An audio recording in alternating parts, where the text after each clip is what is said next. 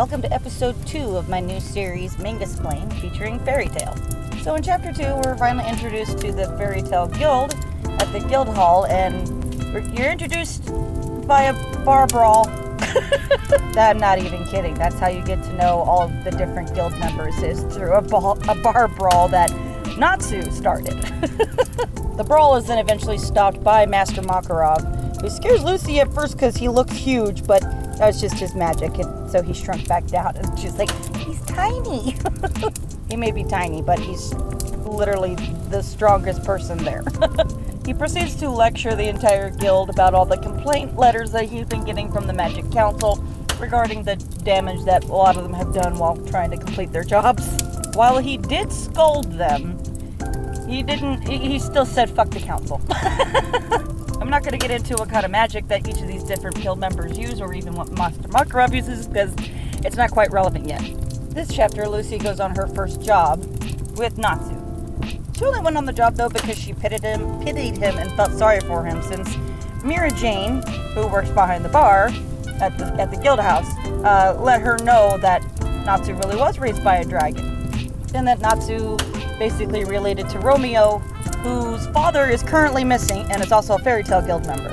And Natsu is felt sorry for him, so he's taking the job to go find his dad. Lucy quickly regrets, though, hanging out with Natsu on his job, because when they get to the job location, they are on top of a mountain, Mount Hakabe to be precise, which is currently in a blizzard. Lucy then decides to use her clock spirit to hide in and stay warmer from the blizzard cold. Then the monster that they happen to be looking for, who Makao, the person that they're looking for, was supposed to be taking out, suddenly shows up and takes off with Lucy.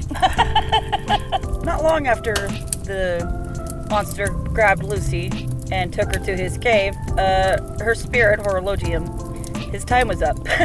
So she was left to her own devices. Natsu shows up not too long after, making a classic entrance of him sliding in on his ass. I loved this scene in the anime, the dubbed scene. Todd Habercorn is a gem as Natsu Dragdale. Tell me! Oh,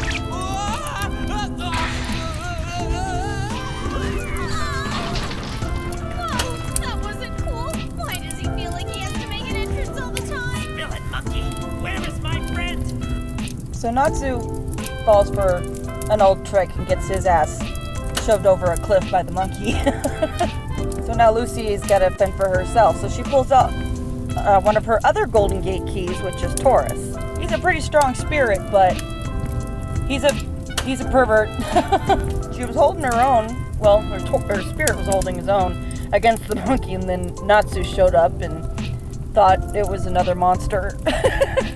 And then there comes this moment, which is like one of my favorite moments of Natsu.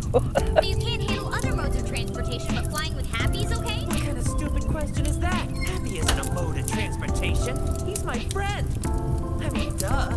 You're right, it was totally wrong of me to compare the two. His logic, makes sense, but at the same time it doesn't. They definitely made that scene a lot funnier, though, in the anime dub. So Natsu and the monkey end up fighting and battling. You're able to see Natsu show off just how hot his fire magic is, because he melts metal by melting the axe that the monkey decided to jack from Taurus, who is currently unconscious. Anyway, they defeat the thing, and then it turns into Makao, the very guy that they were looking for. This particular kind of monster in the fairy tale world is a body snatcher, and that's what they do. They snatch bodies. After Natsu and Lucy render some aid to Makao, Lucy learns that he had taken out 29 of those monsters before the 30th one is the one that got him. That information alone just stunned Lucy. It's not really explained, but Makao is like a low-ranking wizard in the Fairy Tale Guild, but he was still able to take out quite a few monsters before he was finally defeated. That really hit Lucy hard, because she realized just how much more she had to grow and hasn't grown yet. Because at this time in the story, there's no way Lucy could take on that many monsters. There's no way. She would probably lose by the first or second one. Now, Natsu, on the other hand, he would obviously have no problem taking on these monsters. So they bring Mako back to the guild and to Romeo, his son. And that's actually a pretty defining moment for Romeo, because from then on, he really looks up to Natsu and Lucy. Romeo has basically seen Natsu and Lucy as a package deal from the very beginning. The next chapter is mostly fluff.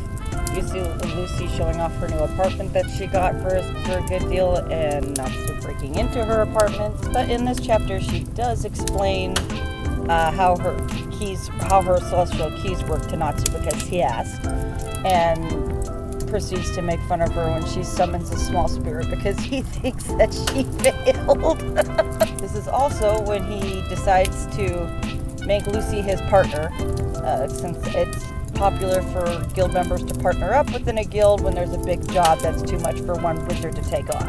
And then Lucy agrees, and then she sees the job that Natsu has picked out for them. This is a common theme. Natsu totally trolls Lucy all the time. He just loves to fucking mess with her, and it's hilarious. Several hundred chapters later, it doesn't change. He still fucks with her. That will end it right there. That's the end of chapter. That's the end of chapter 4. I literally had to double check to make sure I was right. Anyway, I'll be covering more chapters in my next episode. These are going to be coming out every Monday at 8 p.m. I hope to see you there.